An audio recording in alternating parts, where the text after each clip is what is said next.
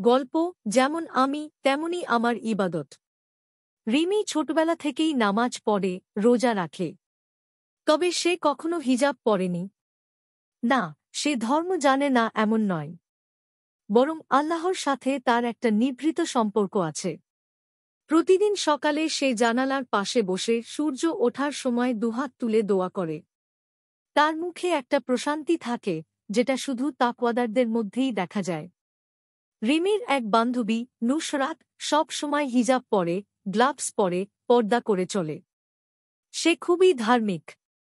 কিন্তু একদিন ক্লাসে বসে সে হঠাৎ বলল, রিমি, তুই নামাজ পড়িস, রোজা রাখিস, কিন্তু হিজাব পরিস না কেন? এটা কি ঠিক? রিমি হেসে বলল, হয়তো ঠিক না, কিন্তু আমি এখনো প্রস্তুত না। আমি আমার ইবাদতকে ভালোবাসি। জোর করে কিছু করলে সেটা শুধু শরীরের হয়, মন দিয়ে হয় না। নুসরাত একটু রেগে গেল। সে মনে করল রিমি ধর্মকে হালকাভাবে নিচ্ছে। সেদিন সে তার অন্য বন্ধুদের সাথে বলল, রিমি শুধু দেখাতে নামাজ পড়ে। সে আসলে পুরোপুরি পর্দাশীল না, তাই তার ইবাদতেও ঘাটতি আছে। এই কথা রিমির কানে এলো। সে কিছু বলেনি, শুধু মুচকি হেসেছিল। দিন গেল, মাস গেল।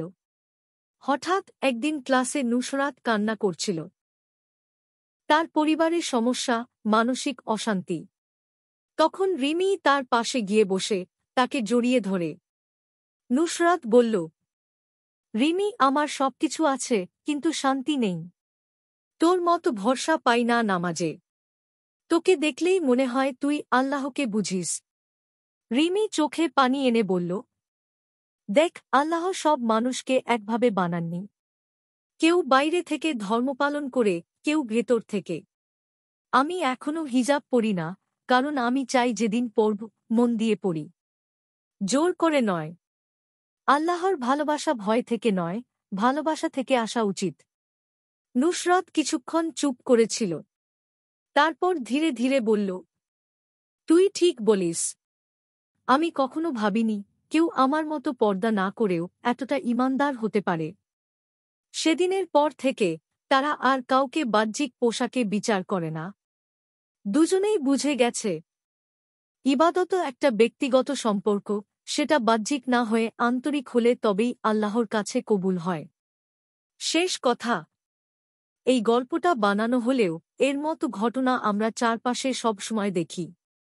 কেউ জোর করে হিজাব পরায়, কেউ হিজাব না পরলেই তাকে কাফের বলার চেষ্টা করে। কিন্তু আসল ইবাদত আল্লাহর সঙ্গে সম্পর্ক। কেউ খালি গায়ে দাঁড়িয়ে কাঁদলেও তার দোয়া কবুল হতে পারে, আর কেউ শত পর্দা করেও যদি মন না থাকে, তবে ইবাদত পূর্ণ হয় না। আল্লাহর কাছে পৌঁছানোর রাস্তা এক নয়, প্রত্যেকের জন্য আলাদা। আর তাই কাউকে জোর করে ধর্ম শেখানো নয়, বরং ভালোবাসা দিয়ে তার অন্তর জাগিয়ে তোলাই সবচেয়ে বড় দাওয়াত।